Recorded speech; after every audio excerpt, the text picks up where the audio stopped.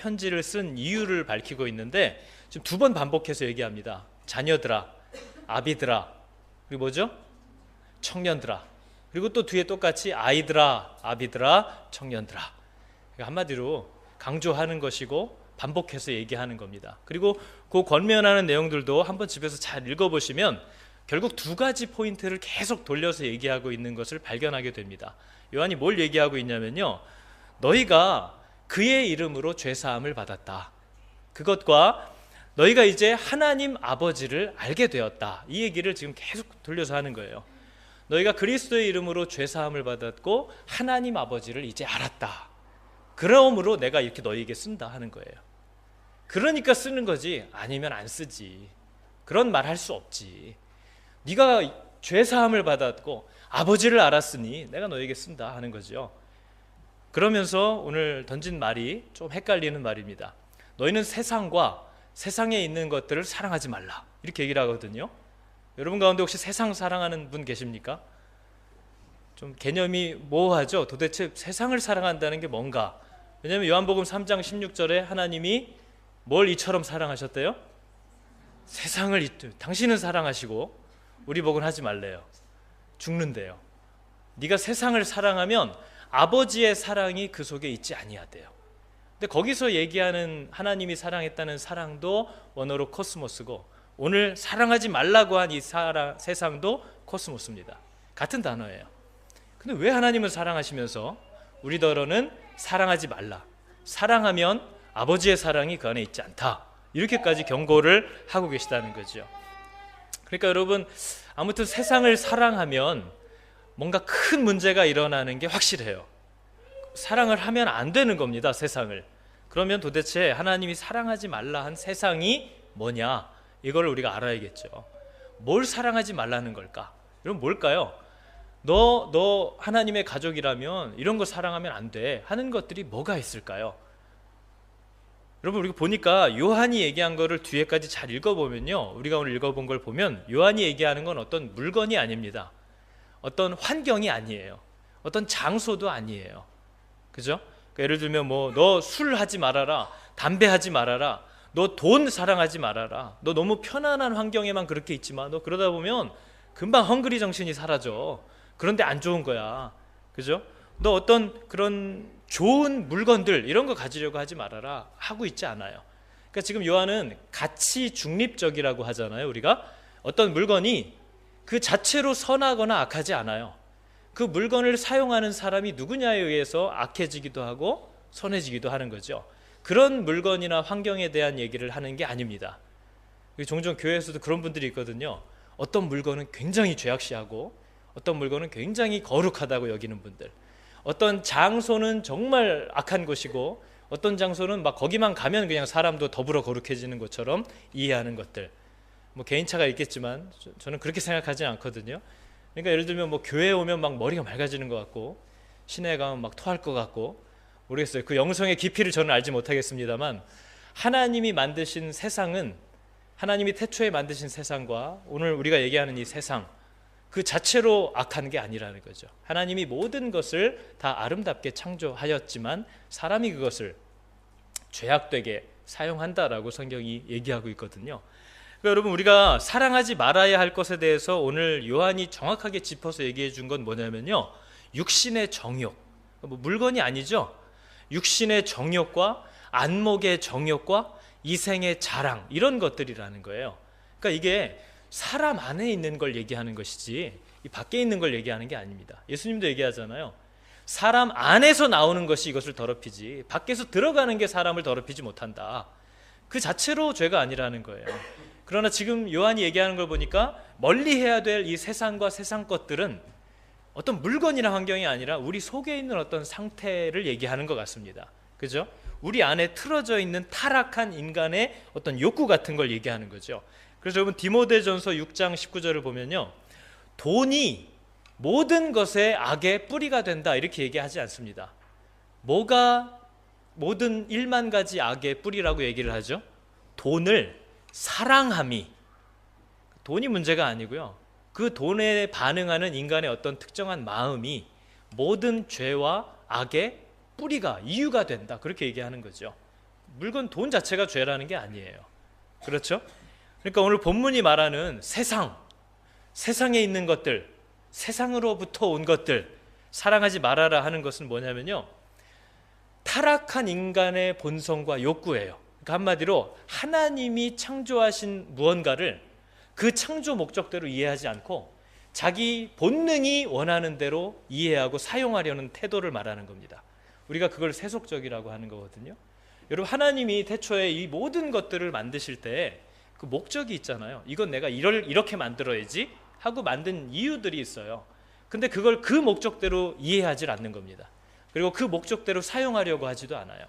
그리고 내 본성이 원하는 대로 그것을 사용하려고 하는 것, 그걸 세속적이라고 얘기하는 거죠. 여러분, 예를 들면 이런 겁니다. 남자와 여자가 서로 이성을 바라볼 때 남성과 여성, 이성, 다른 성을 하나님이 만드신 것에 대한 창조의 목적이 있습니다. 그죠? 그것은 아름다운 것이죠. 예, 다른 성은 정말 그 자체로 남자든 여자든 하나님의 형상을 따라 다 만들어졌어요. 그리고 이 두 사람은 함께 연합하는 겁니다. 그리고 함께 돕는 것이고 함께 섬기는 것이고 함께 그 형상대로 만들어진 아버지의 완전한 형상으로 세워져 가기 위한 여정, 그것을 함께 가기 위한 동반자, 동역자, 이게 이성의 창조 목적이에요. 그죠? 그런데 이성을 바라보면서 내 성적인 욕구를 풀 대상으로 이해를 하고 그렇게 이용을 한다. 그게 세속적이라는 겁니다. 그리고 부부가 결혼을 하면서도 아내를 집안일하고 애 키우는 사람으로 이해하고 그렇게 취급하는 거, 그게 세속적이라는 거죠. 남편을 같이 살고 싶지는 않은데 돈이 필요해서 그냥 참고 살아주는 도구, 이게 세속적이라는 겁니다. 그 창조 목적과 다르다는 거죠. 그죠? 뭐 결혼을 하면 너는 나를 사랑해서 살기로 했으니까 딱 봐서 내 기분이 어떤지를 파악해서 내 기분과 마음에 맞춰줘야 되는 거 아니냐? 그게 네 창조 목적 아니냐? 이게 세속적이라는 거예요. 사랑하는 두 남녀는 서로를 그런 식으로 이해해서는 안 되고 그렇게 대해서는 안 된다는 거죠. 그게 창조의 목적인데 내가 원하는 대로 이해하고 그 창조의 목적과 다른 방법대로 내 마음대로 사용하려고 하는 게 이제 세속적이라는 거예요. 돈도 마찬가지입니다, 여러분. 돈도 이 땅에 하나님이 우리에게 주신 모든 건요, 우리가 그분의 형상으로 만들어져 가기 위한 것을 돕기 위한 도구들입니다. 그것뿐이에요. 그러나 돈을 그 이상으로 이해하고 그 이상으로 사용하려고 하는 인간의 태도들이 있죠. 그게 세속적이라는 거예요. 그러니까 예를 들면 사람에게 있어서 돈이야말로 나와 내 자녀의 미래를 책임져 줄 피난처 같은 거예요. 그렇게 생각하는 분 아마 많으실 겁니다. 아유, 목사가 저렇게 아무리 얘기를 해도 돈 없어 봐. 그 말년에 완전 끝장나는 거지. 뭐 자식에게 뭐 믿음, 신앙 아무리 얘기해봐야 그 돈 없어 봐. 어떻게 살 거야. 그 믿음이라는 거예요. 그게 여러분 믿음이라는 겁니다. 그죠? 돈을 그렇게 이해하는 거예요. 그리고 돈은 내 고생과 수고를 보상해주는 나의 상급이고, 돈이야말로 내가 어려운 일을 당하고 환난을 만났을 때 내 방패가 되어주는 것, 이렇게 이해하는 게 세속적이라는 거예요. 근데 거의 다 그렇게 이해하고 계시죠? 그렇게 돈을 모으고 계시죠? 그렇게 돈을 의지하고 계시죠? 하나님은 내가 너의 피난처고 내가 너의 방패고 내가 환난 날에 너의 도움이다 얘기를 했는데, 우리는 그 자리를 정확히 돈으로 바꾸어 놨다라는 것을 우리가 부인할 수 없다는 거죠. 그죠? 여러분, 그게 심각하다는 겁니다. 성경은 하나님과 재물을 절대로 사람은 동시에 섬길 수 없다 이렇게 얘기를 하고 있어요. 이게 뭐 어려운 얘기입니까? 어떤 남자가 나는 이 여자랑 이 여자를 동시에 사랑해. 그러면은 그 여자 입장에서는 그게 사랑받는 건가요? 그건 완전한 사랑이 아니죠.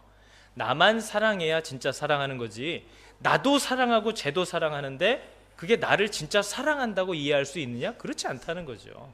그런 사랑은 없어요. 하나님과 재물을 겸하여 섬길 수 없다 얘기하셨잖아요. 근데 여러분, 홍성건 목사님이 한 얘기 중에 제가 그 내용을 지금 옮겨왔는데 읽어드릴 테니까 여러분은 어떤지 한번 이 내용을 가지고 생각해 보세요. 누군가가 직장을 옮기거나 집을 이사하거나 사역지를 옮기거나 또는 어떤 중요한 결정을 하게 되었을 때 과연 무엇이 여러분으로 하여금 그 결정을 내리게 만드는가를 생각해 보라 이렇게 지적합니다. 그러면서 대부분의 경우 더 돈이 되는 곳, 돈을 많이 주는 곳, 혹은 내가 더 인정받을 수 있는 곳, 내가 더 편하게 살 수 있는 곳, 그게 그 모든 결정의 배후에서 우리를 이끈다, 이렇게 얘기하고 있어요. 그러면서 이분이 로마서 6장 16절의 말씀을 읽어줍니다. 너희 자신을 종으로 내주어 누구에게 순종하든지 그 순종함을 받는 자의 종이 되는 줄을 너희가 알지 못하느냐. 어떤 이는 죄의 종이 되어 사망에 이르고 어떤 이는 순종의 종이 되어 의에 이르느니라. 쉽게 말하면요, 네가 따라가는 것이 곧 너의 주인이다, 그 얘기예요. 여러분, 이걸 이해하기 쉽게 제가 어제 고민을 너무 많이 했는데 들으시면 금방 이해하실 거예요. 여러분, 제가 목사잖아요. 믿는 사람이라면 어떤 결정을 할 때 뭘 기준으로 갖고 결정을 해야 할까요? 여러분, 제가 오늘날 다음 주에 오더니 여러분에게 인사를 합니다. 여러분, 제가 저기 오클랜드 어느 교회로 이제 옮기게 됐습니다. 돈을 좀 더 많이 준다고 합니다. 하고 제가 이렇게 인사를 드리고 이제 갑니다. 저쪽이 돈을 더 많이 준대요. 그렇게 제가 옮기기로 했어요. 그거 어떻게 느껴지세요? 이렇게 쓰레기 쳐다보듯이 쳐다보지 마시고, 제가 지금 예를 든 거잖아요. 예를. 여러분, 목사가 돈을 많이 준다고 해서 옮기기로 했대요. 그거 진짜 아닌 것 같죠? 근데 여러분들은 어떻게 옮기세요? 여러분은 되고 저는 안 되는 거예요? 여러분은 하나님의 은혜고 저는 쓰레기인 거예요? 여러분, 모든 성도에게는 소명이 있습니다. 생명을 살리기 위하여, 하나님의 영광을 위하여, 주님이 내게 주신 부담의 어떤 이 사역을 이루기 위하여, 그게 우리의 움직임과 결정의 이유가 돼야지, 저 회사가 돈을 더 많이 준다, 그렇게 옮겨갔어요. 그럼 우리는 다 아무렇지도 않게 생각해요. 잘 됐네, 복 받았네. 근데 그걸 목사로 딱 돌려서 얘기를 하니까 너무 다르게 느껴지시죠? 돈 많이 주시는 교회, 더 큰 교회, 건물 있는 교회로 제가 청빙받아서 그럼 갑니다 하고 간다고 그랬대요. 그럼 그게 진짜 성공이고 복이고, 야, 진짜 하나님의 특별한 사랑을 받는 너무나 분별력 있는 목사구나라고 느껴집니까? 세속적으로 느껴집니까? 두 번째 예를 들어드릴까요? 제가 다음 주에 또 와서 인사를 드립니다. 여러분, 제가 타우랑가로 가게 됐습니다. 그쪽에 애들이 다닐 만한 좋은 학교가 생겼다고 그래서 제가 부득이하게 그쪽으로 자녀 교육을 위해서 가게 됐습니다. 죄송합니다. 인사를 이렇게 딱 드렸어요. 그동안 너무 감사했습니다. 인사를 드리고 간다. 자식 키우려고 사역지를 옮기기로 했대요. 자녀 교육 때문에. 어떻게 느껴지세요? 눈빛만 봐도 다 보여요. 완전 쓰레기 보듯이 보죠. 어떻게 목사가 지 자식 키우는 거를 움직임의 근거를 삼아서 돌아다닐 수가 있지? 이런 생각이 드시죠? 근데 여러분, 거의 다 그렇게 살고 계시지 않습니까? 저는 믿음을 위해서 이사 다니시는 분을 거의 보지 못했습니다. 자식 학교를 위해서는 얼마든지 옮기는 모습을 늘 봤어요. 직장을 위해서는 언제든지 옮깁니다. 그러나 믿음을 위해서, 교회 때문에 신앙생활하기 위해서 옮기는 경우는 거의 없다는 거죠. 제가 그래서 돌려 말하는데, 여러분, 그럼 참 쓰레기인 겁니다. 하나님 앞에 정말 쓰레기 같은 삶을 살고 있는 거죠. 여러분, 적어도 성도는 어떤 결정의 이유와 근거가 내가 이 결정을 왜 하려고 하는가, 하나님이 나에게 뭐라고 하실까, 하라고 하실까, 말라고 하실까, 가라고 하실까, 가지 말라고 하실까. 적어도 이것이 근거가 돼야 되지 않겠어요? 간다면 내가 왜 가야 할까, 뭘 이유로 해서 내가 이걸 결정하려고 하는가, 그게 여러분 당연히 이유가 되지 않을까요? 근데 여러분, 교회 안에서 지금도 진짜 어린아이처럼 맨날 이 말만 앵무새처럼 반복하는 분이 있어요. 왜 안 돼요? 하면 안 돼요? 죄예요? 이런 분들 많거든요. 여러분, 정말 그런 분이 아직도 계시면 그런 성도는 정말 젖먹이와 다를 바가 없는 겁니다. 그러니까 왜 안 돼요? 하면 죄예요? 그 뜻이 뭐예요? 하여튼 하나님이 원하는 방향은 알겠는데 나는 하여튼 할 수 있는 한 최대한 미니멈으로 하고 싶다는 거 아니에요. 그죠? 꼭 해야 돼요? 그 어떻게 여기쯤 있으면은 때리나요? 죽인대요? 여기 있으면 안 죽이나? 그럼 여기 있으면 안 돼요? 그거예요. 여러분, 근데 성도라는 존재는 하나님의 어마어마한 은혜를 받고 감격하여서 자신의 삶과 생명을 다 내어드리기로 한 이 성도라는 존재는 하나님이 원하시는 그 방향과 목표로 달려가기 위하여 정말 하나님이 명령하신 그 이상을 하려는 자들을 얘기하거든요. 근데 그러한 마음을 갖게 된 사람들이 안 돼요? 하면 죄래요? 죄만 아니면 그냥 이거 하고 싶은데, 뭐 크게 혼나는 것만 아니라면 그냥 여기 있고 싶은데 그 얘기만을 계속 하고 있다면 그 사람이 정말 은혜를 아는 사람이냐라고 묻고 싶은 거죠. 여러분, 결혼 생활이라는 게 뭡니까? 사랑한다라는 게 뭐예요? 여보, 아니 내가 뭐 어디 친구들이랑 놀러 갔다 오는 게 죄야? 가면 안 돼? 왜 갔다 오면은 이혼하려고? 그래, 이혼할 거야. 그러면 못 가죠. 근데 못 가고 있는 내내 삐져가지고 또 아무 말도 안 하고 있겠죠. 그게 결혼은 정말 사랑인가요? 사랑은 그 사람을 언제나 더 먼저 생각하고 맞춰가려고 하잖아요. 근데 사랑해서 결혼했다고 하면서도 내가 하고 싶은 걸 다 하려고 그래요. 그러면서 이 사람이 싫어하는 기색이 느껴질 때마다 왜 하면 안 돼? 그게 죄야? 아니 난 좀 그렇게 살면 안 되나? 이런 걸 가지고 평생 싸우고 있다면 그게 진짜 결혼한, 정말 사랑하는 걸까요?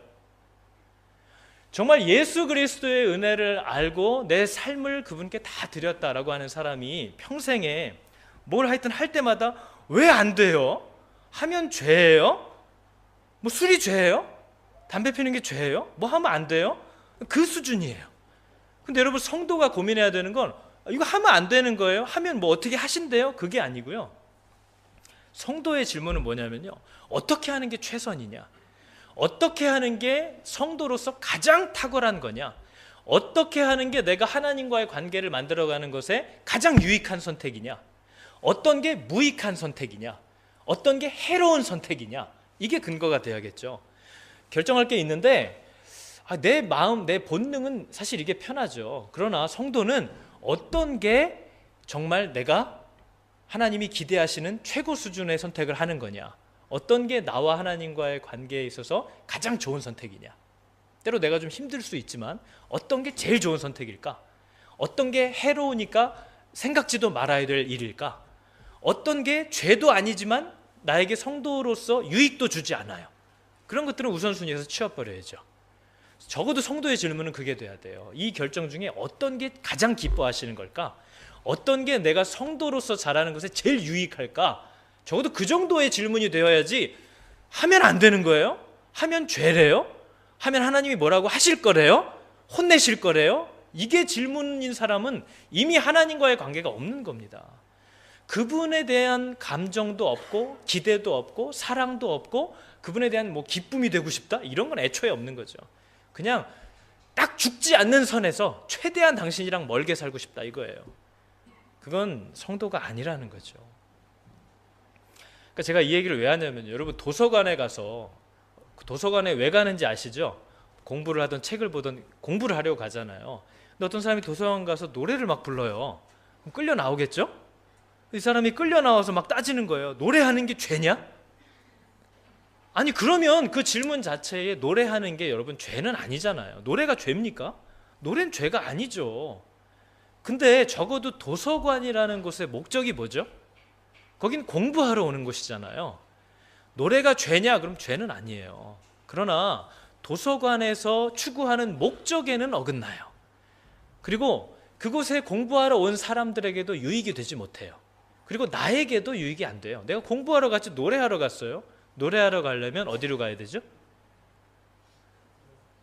노래방 한 번도 안 다녀보신 분들처럼 이렇게 눈을 크게 뜨시고, 뭐 노래방으로 가시던 공원으로 가시던 뭐 자기 방에 문을 닫던 하면 될 거 아니에요. 이 얘기를 제가 왜 드리냐면 이게 제 얘기가 아니고요, 예수님이 하신 얘기거든요. 여러분 교회에 왜 오시나요? 오늘도 여기 교회에 오셨네요. 이렇게 날씨 좋은데. 여러분 잘 보시면 오클랜드에 지금 이 시간에 교회 이 안에 이렇게 와서 앉아있는 사람보다 밖에 좋은 데 있는 분들이 더 많아요. 카페만 가도 훨씬 시원합니다. 여기서 지금 물도 한 모금 안 주지만 거긴 먹을 게 얼마나 많아요. 훨씬 좋은 데가 많죠. 여러분 술 마시면 왜 안 돼요? 죄예요? 아니 나 죄라고 생각하지 않아요. 근데 여러분 술 마시면 왜 안 되냐는 얘기를 왜 교회에 와서 하시는 거예요? 교회에 왜 오셨어요?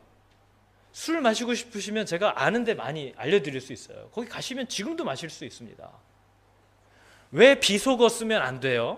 아니 교회 와서 뭐 형제님, 자매님 너무 간지럽지 않아요? 나이 맞으면 뭐 형, 누나, 언니, 야 이러면 얼마나 더 이게 막 본딩이 되고 서로 하나가 되고 더 좋아지지 않을까요? 근데 여러분 그런 거 하고 싶으면 그런 거 하실 수 있는 더 좋은 자리들이 있어요. 거기 가시면 얼마든지 할 수 있어요. 그죠? 성도 간에 왜 굳이 교제를 하라고 그러냐? 목사님 왜 맨날 모이라고 그래요? 그럼 교회를 왜 오시는 거예요 도대체? 집에 계시면 됩니다. 무슨 목사가 말을 저따위로 해, 이런 표정을 아무리 지어보셔도 이게 제 얘기가 하는 게 제가 얘기하는 게 아니라 예수님이 한 얘기거든요. 여러분 마태복음 11장에 예수님이 이렇게 얘기를 합니다. 많은 사람들이 세례 요한 선지자가 나타났다라는 얘기를 듣고 광야로 왔어요. 광야가 사람들이 가는 곳이 아니잖아요. 선지자 때문에 온 거예요. 수많은 사람들이 몰려왔어요. 그랬더니 예수님이 이렇게 묻습니다. 너희가 무엇을 보려고 광야에 나왔냐? 왜 왔냐는 거예요. 여기 너희 여기 왜 왔냐? 바람에 흔들리는 갈대 구경하러 왔냐? 그러면 갈대 구경하러 가. 그럼 여기 왜 왔냐?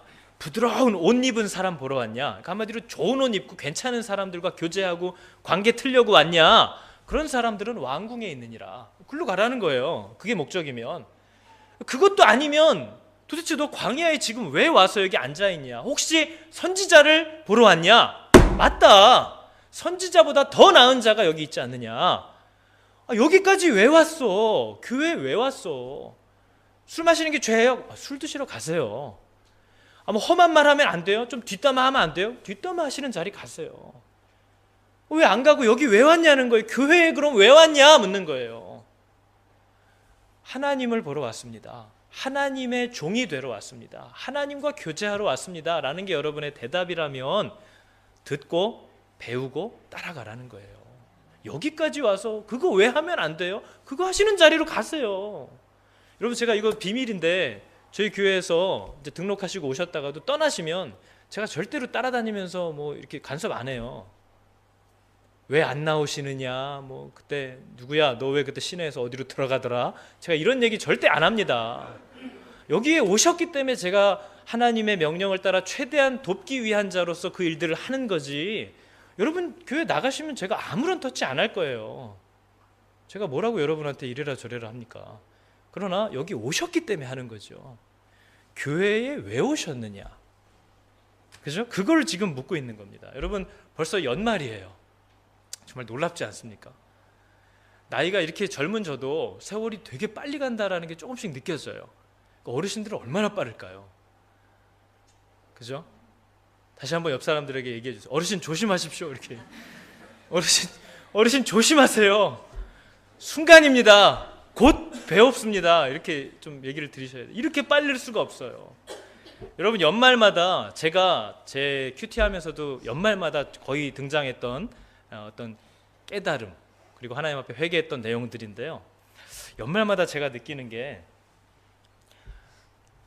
평소에 제 안에 없었던 능력과 힘과 기쁨과 열정이 쏟아져 나오는 걸 제가 느껴요. 그죠? 여러분 이제 벌써 좌우를 보시면 아시지만 벌써 한국 가고 여행 가신 분들 지금 되게 많거든요. 한국 많이 가셨죠? 더 가실 거예요. 젊은 애들도 이제 부모님 만나야 되니까 또 막 더 들어갈 거고요. 그리고 또 거꾸로 한국에서 친지들이 막 옵니다. 그러면 이제 이분들 모시고 또 막 여행 다녀야 돼요. 그죠? 그리고 1년 내내 정말 힘들게 살다가 이때가 진짜 잠깐 가족끼리 또 휴가도 가고 쉴 수 있는 기간이 와요. 휴가가 오잖아요. 여러분 그것들이 다 죄가 아니에요. 다 좋은 거예요. 정말 그것 역시도 성도의 예배고 쉼입니다. 그런데 문제는 그 시간을 어떤 자세로 보내느냐 하는 거죠. 그죠? 여러분 우리가 보면 하나님과의 관계를 위해서는 그동안 1년 내내 도저히 내가 시간도 없고 돈도 없고, 목사님 제가 마음이 지쳤고 힘들고 상처를 받았는데, 목사님 내 사정도 모르면서 막 이랬는데, 연휴 때가 되고 막 한국 들어가면 막 그 없었던 돈, 시간, 열정이 막 다 터져 나와요. 어디서 다 끌어서 땡겨 쓰시는지 모르겠어요. 그 없다고 했던 게 막 다 나와요. 팍팍 써집니다. 시간도 몸도 막 도저히 힘들어서 성찬기 들 힘도 없다던 분들이 막 개 잡으러 바다로 뛰어들어. 그 힘이 도대체 어디서 오는지 모르겠어요. 그 열정, 그 하나님한테 다 들통나는 거죠. 주여 손 들고 옵니다 이랬는데 손을 들어 점프를 하고 있는데요. 그게 다 들키는 거예요. 하나님 앞에 내 하나님을 향한 내 자세에 대한 문제가 나타나는 겁니다. 여러분 우리가 아이 엄마들 많잖아요. 아이가 하나님이 내게 주신 복이라고 늘 얘기는 하지만 여러분 잘 보세요. 애기 엄마들 아빠들이 하나님과의 관계를 항상 소홀하게 되고 망치게 되는 이유가 이 애 때문이라고 늘 핑계를 대거든요. 이 아이 때문에 예배를 못 드린대요. 애 때문에 기도를 못 한대요. 목사님 큐티할 시간이 어디 있어요? 일어나면 애들 밥하느라고 바빠요. 애가 하나님께 다가갈 수 없게 만드는 저주래요. 이 애가. 그죠? 그런데 여러분 잘 보세요. 연말에 보세요. 그 애 때문에 아무것도 하지 못했던 엄마 아빠들이 그 애들을 들쳐업고요, 산으로 들로 바다로 비행기 타고 배 타고 차 타고 다 돌아다닙니다. 그 아이를 데리고 나가요. 애가 잠잘 시간이에요 했던 분들이 캠핑하러 나가요. 그게 다 된다는 거예요. 다 돼요. 애가 있어서 안 됐다고 했는데 이제 여러분 크리스마스 지나고 박싱데이 때 보십시오. 애 엄마들이 어떻게 하나. 누군가에게 맡기고서 아니면 들쳐업고라도 그 인파를 헤집고 다닙니다. 그리고 집에 돌아와서 애 때문에 아무것도 못한다고 그러지만 내년 돌아오면 또 할 거예요. 그 소망과 믿음은 어디서 나오는 거죠? 그 에너지가 다 어디서 나오냐는 거예요. 여러분 김남준 목사님이 쓴 게으름이라는 책이 있거든요. 그 게으름의 책에 이렇게 써 있습니다. 게으름의 궁극적인 원인은 빗나간 자기 사랑입니다. 이렇게 되어 있어요. 그러면서 이렇게 얘기합니다. 아무리 게으른 사람도 자기가 좋아하는 일은 열심히 합니다. 맨날 집에서 TV 보고 핸드폰만 하던 사람은요, 뭘 시켜도 힘들고 뭐하고 시간이 없고 다 그렇게 핑계를 대다가도 핸드폰 고장나면 그 무거운 TV 핸드폰을 들고 수리점으로 뛰어갑니다. 그 힘이 어디서 오는 거죠? 자기가 좋아하는 것을 하는 것은 부지런하다는 거예요. 성경이 말하는 게으름은 뭐냐면요, 내 본능과 욕구가 원하는 것은 아주 부지런하게 하는데 하나님이 바라보고 추구하라고 하신 것들에 있어서는 게으르다는 거예요. 아니 왜 내가 그 사람을 만나야 돼? 하나님이 어떤 마음을 줘요. 지난주에 보니까 어떤 사람이 너무 힘들어하는 얼굴이 보였어요. 내가 언뜻 그걸 봤어요. 아무도 못 봤는데 이 사람을 가서 좀 만날까? 차 한잔 할까? 귀찮아. 만나면 또 여기서 씻어야지, 지금 또 화장해야지, 차 타고 어디까지 가야지, 또 만나서 얘기하다 말 실수해봐, 또 그냥 완전 독박을 다 뒤집어 쓰고 와가지고 그냥 괜히 위로하러 갔다가 내가 위로받아야 될 판이 되게 생겼지. 그건 싫어. 그런데 비도 적당히 오고 그러면 집에서 음악 틀고 커피 한 잔 마시고 싶다. 이 본능적 욕구에는 완전 부지런하다는 거예요. 그러나 성도로서 해야 될, 하나님이 넌 이걸 추구하라 한 것에 있어서는 지극히 게으르다는 거죠. 성경이 말하는 게으름은 그런 게으름이지 아무 일도 안 한다는 게 아니에요. 여러분 잠언에 보면 게으른 사람을 표현할 때 그 사람이 얼마나 분주한지를 비꼬 와서 얘기해요. 게으른 자는 저 문짝이, 경첩이라고 하죠. 문이 열릴 때마다 이렇게 가장자리에 붙어서 열고 닫는 걸 도와주는 그 경첩이 돌저기를 따라 하루 종일 움직이는 것처럼 돌아다닌다는 거예요. 게으른 자는. 근데 그거밖에, 그 자리에만 계속 있는다는 거죠. 여러분 게으른 사람들이 얼마나 바쁜지 아십니까? 하나님이 추구하라고 한 그 방향으로 달리기를 싫어하는 사람이 자신의 욕구와 자기가 원하는 것을 하려고 함에 있어서는 얼마나 바쁜지 아시냐는 거예요. 여러분 예배합시다, 말씀 읽으세요, 큐티하세요, 기도하십시오. 그걸 못하는 이유는 뭐죠? 내가 원하는 본능적인 더 좋은 것들을 하고 싶은 일 때문에 그걸 할 시간이 없다는 거지 시간 자체가 없다는 게 아니잖아요. 그걸 성경이 게으르다는 거예요. 그러면서 김남준 목사님이 이렇게 씁니다. 게으른 자라고 해서 그의 혀까지 게으르다고 생각하지 마십시오. 잠언이 얘기하는 겁니다. 게으른 자일수록 핑계가 많고 변명이 많고 말을 잘합니다. 그러면서 여러분 잠언 22장의 말씀을 이렇게 써놨습니다. 게으른 자는 말하기를 지금 사자가 밖에 있은즉 내가 나갔다가는 거리에서 죽음을 당하리라 하느니라. 너 왜 안 나가? 하나님이 나가래잖아. 야, 너 안 보여? 밖에 사자가, 내가 안 나가는 게 아니라 밖에 사자가 있어서 나가면 사자가 어떻게 생겼어? 이빨 있지? 물면 죽지? 나가면 물겠지? 굉장히 논리적으로 얘기한다는 거예요. 내가 나가면 죽어. 그래서 못 나가는 거지 안 나가는 게 아니야 하고 말은 또 드립다 잘한다는 거예요. 그러나 결과적으로 나가라 하신 하나님의 그 명령에는 불순종한다는 거죠. 그 불순종을 가려보고자 말을 엄청 잘한다는 거예요. 혀가 아주 바쁘게 움직인다는 거죠. 게으른 자가 절대 그 입이 게으르지 않다는 거예요. 그것을 얘기하는 겁니다. 그러면서 여러분 오늘 사도 요한이 세상과 세상에 있는 것들 뭐예요? 육신의 정욕, 네 본능을 따라서 살지 말고, 네 본능이 원하는 대로만 움직이고 살지 말고, 그렇게 살면서 내 본능대로만 살면서 내가 아버지 사랑 안에 거한다고 말하지 말라는 거예요. 하나님이 명령하신 것을 추구하는 노력도 없으면서 그냥 나는 늘 내가 원하는 대로만 해요. 하기 싫으면 안 해. 왜? 나는 가식적인 사람 아니니까. 자랑인 줄 알아요. 성령의 사람은 가식적인 행동이 나와요. 왜냐하면 내 본성은 절대 그게 싫거든요. 근데 성령이 원하는 대로 하려니까 자기도 죽겠는 거예요. 그러나 순종하게 된다는 거죠. 그게 성령의 열매지, 무슨 성령이 들어오면 자기가 예수가 되는 줄 알아요. 아주 본성부터 깨끗한 인간이 되는 줄 알아요. 그렇지 않아요. 성령은 이 더러운 인간을 하나님의 뜻대로 끌고 가는 능력이에요. 그렇기 때문에 가식적인 행동이 나올 수밖에 없죠. 그러나 그건 내 본능대로 하는 게 아니라 그분께 순종하는 몸부림이라는 거예요. 그래서 아까 우리가 읽었던 여러분 요한복음 3장 16절을 보시면 하나님이 세상을 이처럼 사랑하사, 아니 당신은 사랑한대요. 근데 여러분 그 뒤에를 보시면 세상이 우리한테 사랑하지 말라고 했던 그 세상 맞구나, 이걸 알 수 있어요. 왜죠? 하나님이 세상을 이처럼 사랑하사 그냥 그대로 받으셨다는 게 아니에요. 독생자를 주셨으니 그 이유가 있대요. 이는 저로 말미암아 멸망치 않고 영생을 얻게 하시려고. 그 말은 세상의 결과가 어떻다는 거예요? 영생이 없고 멸망이 확실시된 곳이 세상이라는 거예요. 세상이 그런 곳이라는 거예요. 그러니까 너 세상 따라가지 말라는 거죠. 그러나 우리는 그 세상을 어떻게 변화할 힘이 없으니까 따라가지 말라고 하신 거고, 하나님은 바꾸실 수 있으니까 그 멸망이 예정된 영생을 얻지 못할 그 세상을 사랑하사 본능대로 따라 살지 않고 하나님이 원하시고 추구하라고 하신 것을 따라 살 수 있는 새로운 길, 예수 그리스도를, 독생자를 주셨다 하는 거예요. 그게 여러분 이 말씀의 내용 아닙니까? 그래서 여러분 성도의 삶은 본능을 따라 사는 게 아니라, 내 편한 대로 하고 사는 게 아니라 그분이 내게 명령하시고 요구하시는 길로 가려는 그 싸움, 그 경주를 하는 삶이다. 그걸 오늘 사도 요한이 얘기하는 겁니다. 그죠? 근데 여러분 이렇게 얘기를 듣고 나서도 아니 그래도 예수 믿고 교회 생활하면서 한 번씩 좀 정신줄 탁 놓고 좀 마음 편히 쉬는 날도 있어야지. 주일날 정말 좀 늦게 일어나서 브런치 먹고 좀 가족이랑 돌아다니는 이런 날도 있어야 내가 숨을 쉬지. 어떻게 예수 믿는 이 종교 생활을 평생 하고 사느냐라고 혹시 물어보고 싶은 이런 정신없으신 분이 우리 가운데 계시다면 제가 꼭 물어보고 싶은 게 있어요. 여러분이 믿는 예수, 여러분이 만났다고 하는 예수님은 도대체 어떤 분이에요? 어떤 분이길래 이렇게 험악한 신앙생활, 지치고 쉼이 없는 신앙생활을 하고 계신가요?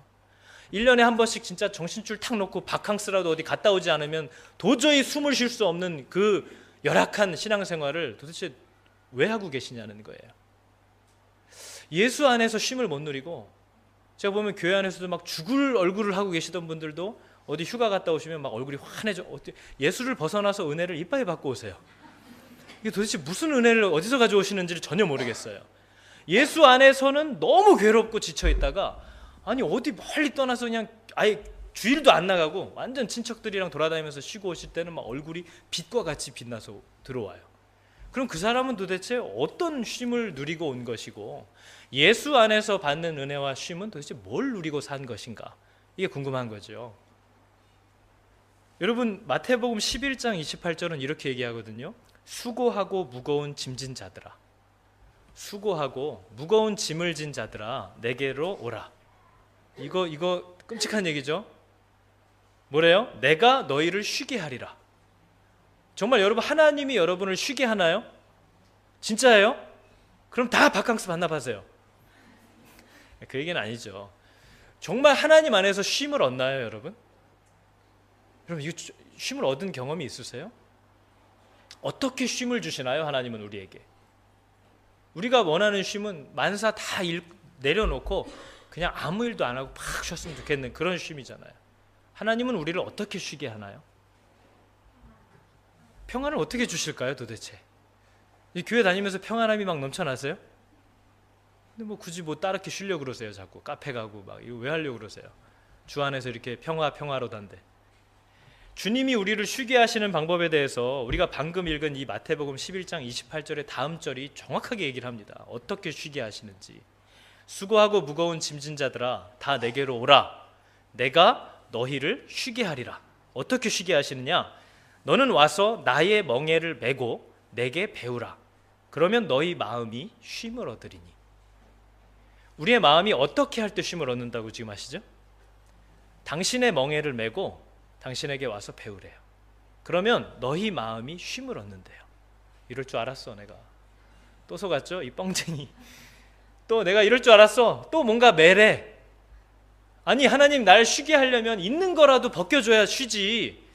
아니 자기 멍에까지 나한테 매라고 그러면 쉼을 얻는다고 하니 이게 무슨 말이나 되느냐. 이게 우리의 반론이거든요. 근데 여러분 우리는 뭘 착각하냐면요, 하나님이 너 나의 멍에를 매라 그럴 때 아니 내가 지금 멍에도 안 매고 좀 편하게 이렇게 자유롭게 있는데 왜 그걸 매라고 하시냐 이렇게 생각이 들어요. 근데 여러분 성경은 절대로 우리가 하나님의 멍에를 안 맸을 때 아무것도 안 메고 있을 수 있는 존재가 아니라고 이미 얘기합니다. 성경은 너희가 그때에 죄에게 종노릇하고 있었다고 성경은 우리에게 얘기해요. 여러분 우리는 영적인 세계를 이해할 수 있어야 됩니다. 저와 여러분의 존재는 어떤 상황이냐면 하나님께 붙들림 받지 않고 있는 사람이 확실하다면 마귀에게 붙잡혀 있는 게 확실하다는 거예요. 우리는 하나님과 마귀를 이렇게 양쪽에 두고 어느 쪽으로 갈까를 고민하는 주체적인 존재가 아니라는 거예요. 우리는 이미 죄의 종노릇했고 사망에 붙잡혀 있는 자들이라고, 마귀의 굴레와 멍에를 짊어지고 있는 사람이라고 얘기하는 거예요. 그래서 예수님이 오셔서 그 멍에를 내 멍에와 바꾸라는 겁니다. 왜? 내 멍에는 쉽고 가볍다는 거예요.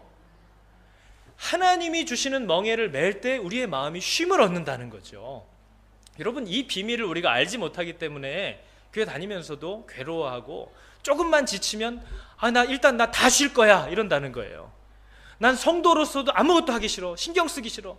나 그냥 가만히 있고 싶어. 하나님 나 건드리지 마세요 하는 순간 누구한테 붙잡힌다고요? 마귀에게 붙잡힌다고요.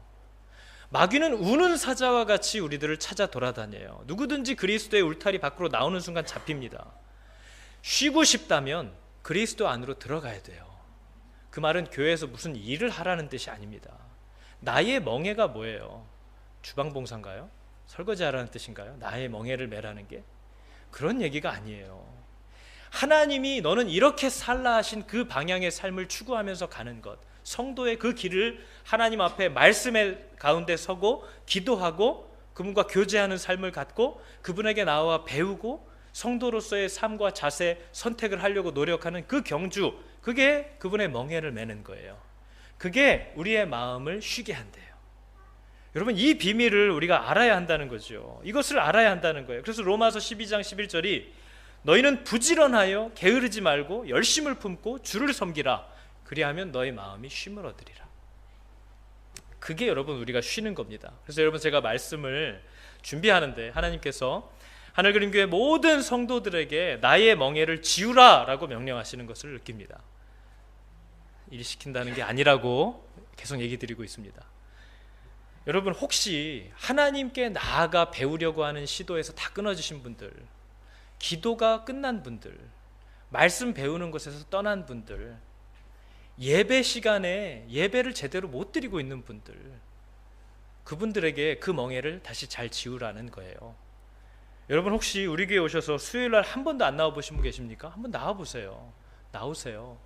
여러분 새벽에 나와서 한 번도 기도 안 해보신 분들 아직도 많으시죠?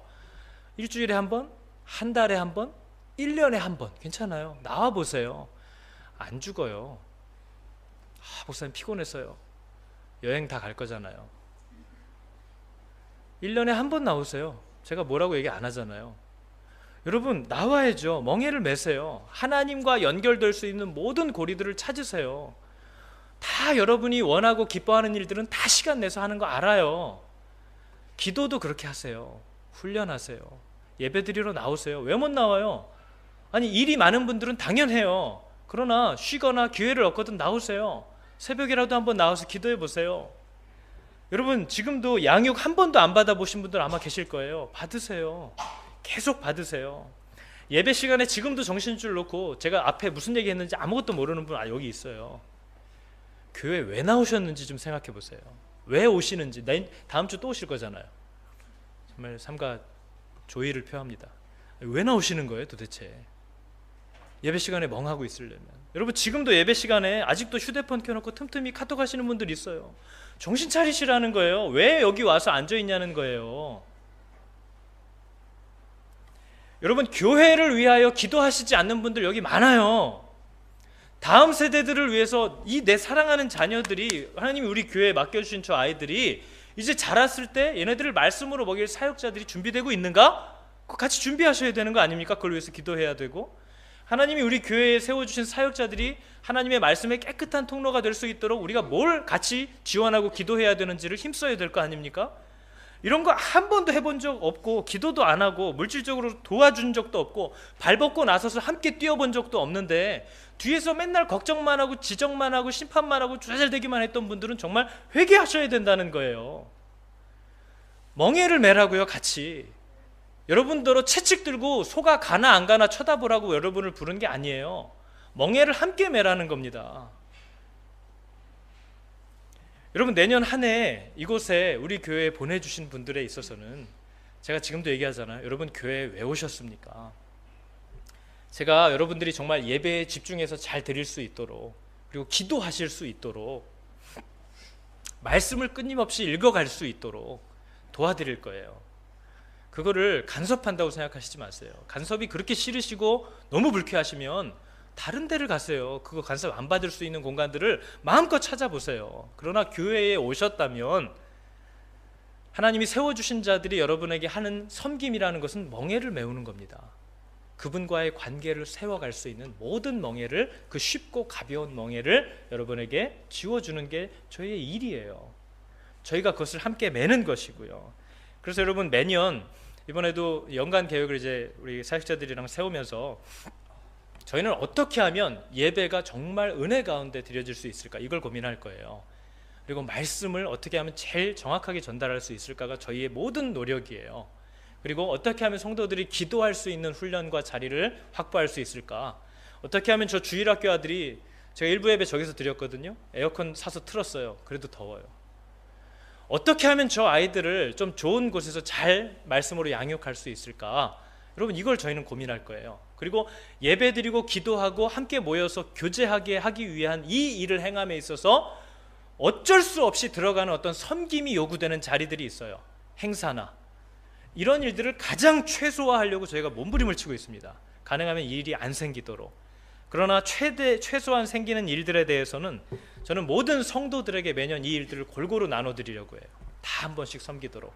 물론 여러분, 예수 그리스도로 말미암아 죄사함을 받았고 아버지를 알게 된 분들에게 하는 얘기입니다. 요한이 얘기한 것처럼 내가 너희에게 이것을 쓰는 것은 너희가 죄사함을 받고 아버지를 알았기 때문이다. 그러니까 여러분, 혹시 이두저두 다 싫으신 분은 저한테 얘기하시면 돼요. 목사님, 제가 광야에 나온 것은 흔들리는 갈대를 보기 위함이었습니다. 그러면 제가 절대 안 건드립니다. 부드러운 옷 입으러 온 사람을 사실 저는 보러 온 거예요. 하나님, 저는 사람들 교제하러 왔지 지금 뭐 예수 믿고 이런 거 잘 모릅니다. 얘기하시면 제가 절대 귀찮게 안 합니다. 그냥 예배만 드리시라고 할 거예요. 그러나 여러분 가운데 혹시 그리스도로 말미암아 죄사함을 받았고 아버지를 아시는 분이 계시면 멍에를 매게 할 거예요. 그게 여러분을 쉬게 한다고 하나님이 제게 말씀하셨기 때문입니다. 그죠? 그런데 그 멍에를 저는 모든 분들이 돌아가면서 다 매보게 할 거예요. 이 마음을 하나님이 주시는데, 이런 지속적인 과정들을 통해서 교회의 일꾼들이 나타나고 보여지고 세워지고 훈련될 거라는 마음을 주세요. 여러분, 교회에 더 좋은 자리, 나쁜 자리가 있나요? 무슨 교회에서 청소하는 거는 하급 백성들이 하는 일이고, 무슨 재정부 하는 사람들은 아주 가장 높은 직업을 얻는 겁니까? 교회의 모든 섬김은 목사부터 어떤 섬김에 이르기까지 다 똑같은 거예요. 여기엔 높고 낮음이 없고 인정받는 거 무시당할 거 아무것도 없습니다. 그러니까 교회 안에서의 섬김을 무슨 인정받는 것, 자신의 권위를 나타내는 것으로 절대 착각하지 마세요. 저는 대장이라는 말, 부장이라는 말도 지금 다 없애버리려고 하고 있거든요. 하여튼 대장이 되면 다 정말 대장이 되세요. 부장이 되면 다 부장님들이 되시고 그냥 다 섬기세요. 그래서 다 돌아가면서 해보시면 좋겠어요. 그리고 그 가운데 정말 일꾼이 누군지가 드러날 겁니다. 정말 하나님의 마음으로 그 일들을 감당하는 사람들을 하나님이 우리에게 보게 하실 거예요. 이 일들을 우리가 같이 해나가는 거죠. 그래서 오늘 사도 요한이 이렇게 얘기했죠. 자녀들아, 내가 이렇게 쓰는 것은, 좀 오늘 험하게 얘기하잖아요. 내가 이렇게 쓸 수 있는 건 네가 죄사함을 받고 아버지를 알게 되었기 때문에 쓰는 거야. 그게 아니면 안 쓰지, 못 쓰지, 이런 말 못하지. 세상을 사랑하지 마라, 이런 얘기 못하지. 그러나 네가 그것을 알았고 죄사함을 받았기 때문에 쓴다 얘기했듯이, 여러분, 저도 동일한 이유로 오늘 말하는 것입니다. 여러분들 가운데 죄사함을 얻었고 아버지를 알게 되신 분들은 바로 이러한 멍에와 하나님을 추구하는 이 부르심에 전심전력을 다하시길 여러분 축복합니다. 같이 기도하겠습니다. 여러분, 우리 오늘 같이 찬양하면서 기도할 건데요, 하나님이 나를 어떻게 사랑하시고 내가 어떻게 할 때 마음에 쉼을 얻는지를 나보다 나를 만드신 그분이 더 잘 압니다. 우리가 이것을 믿을 수 있어야 하는 거죠. 하나님이 나를 만드셨어요. 하나님이 나를 만드셨고 하나님이 나를 가장 많이 알고 계시며 하나님이 나를 가장 깊이 이해하신단다. 이 고백을 믿지 못하면 나는 내가 쉬기 위해서 절대 멍에를 매는 자리로 안 나오고 예배, 기도, 하나님과의 관계 이거 가까이 안 오고 여러분 놀러 다니고 먹으러 다니고 사람 만나러 다니고 놀고 술 마시고 뭐하고 세상적인 방법으로 그냥 가실 거예요. 믿어지지 않으니까요. 하나님은 너를 만드신 분, 너를 가장 많이 알고 계시고 하나님은 너를 만드신 분, 너를 가장 깊이 이해하신다. 우리가 찬양해 볼까요?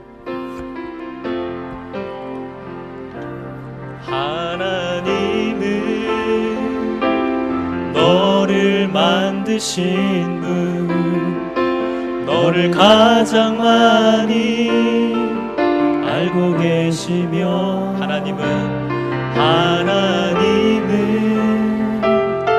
너를 만드신 분, 너를 가장 깊이 이해하신 하나님은 너를 지키신 분, 하나님은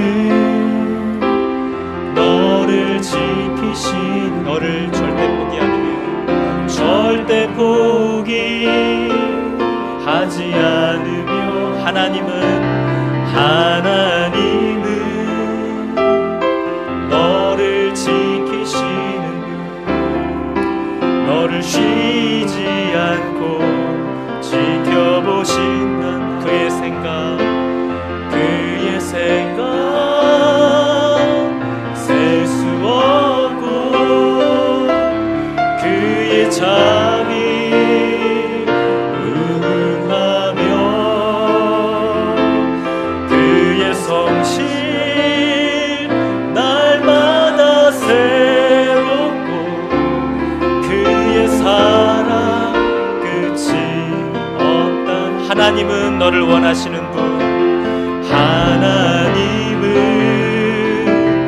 너를 원하시는 분, 이 세상 그 무엇 그 누구보다 하나님은 너를 원하시는 분, 너와 같이 있고 싶어 하신단다. 하나님은 너를 인도하는 분, 너를 인도하는 분, 광야에서도 폭풍 중에도 하나님은 너를 인도하는 분, 푸른 초장으로 인도하신 그의 생각 셀 수 없고 그의 잠이 무궁하며 그의 성실 날마다 새롭고 그의 사랑 끝이 없단다. 그의 생각 셀 수 없고 그의 잠이 무궁하며 그의 성실 날마다 새롭고 그의 사랑 끝이 아침마다 새롭고 늘 새로우니 아침마다 새롭고 늘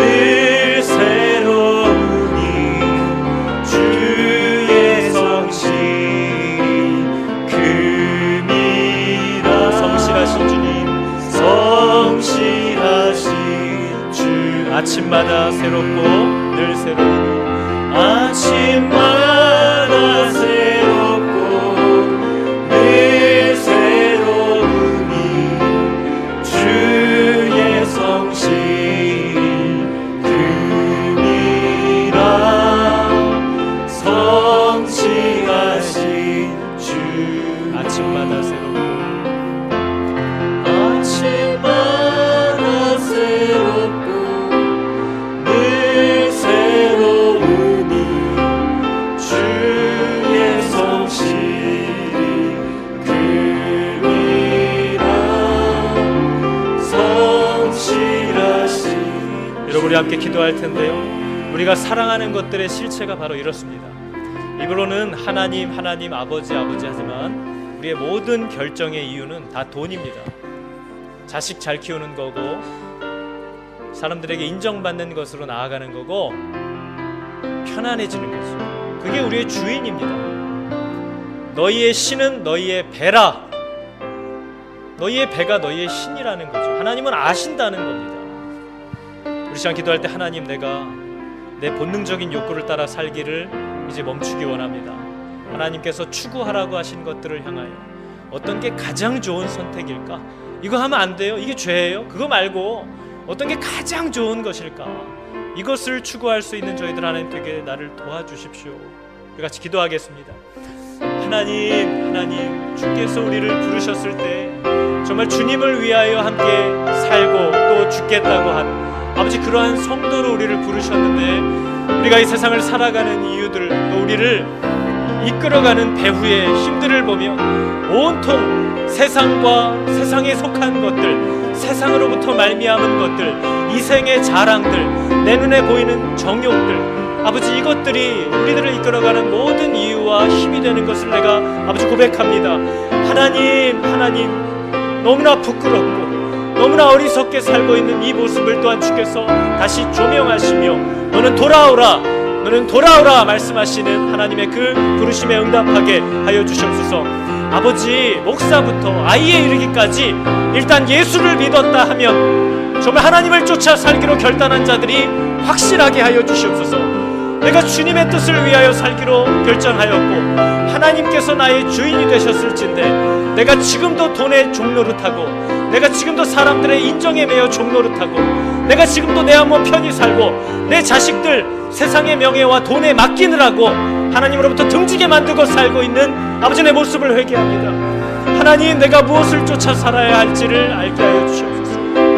하나님, 내가 무엇을 의지해야 할지를 알게 하시고 내가 내 자녀들에게 무엇을 의지하게 하여야 할지를 하나님 또한 알게 하여 주시옵소서.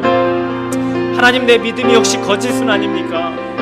거룩함 뒤에 숨어서 세상의 온통 탐욕들을 똑같이 사모하고 그것들을 욕심내며 살다가 마지막 날에 하나님, 이 세상도 그 정욕도 다 지나갔을 때에 오직 하나님의 뜻을 행하는 것만이 영원히 남을 때에 나 역시도 심판을 받아 사라지는 자리에 서 있지는 않을까 두렵습니다.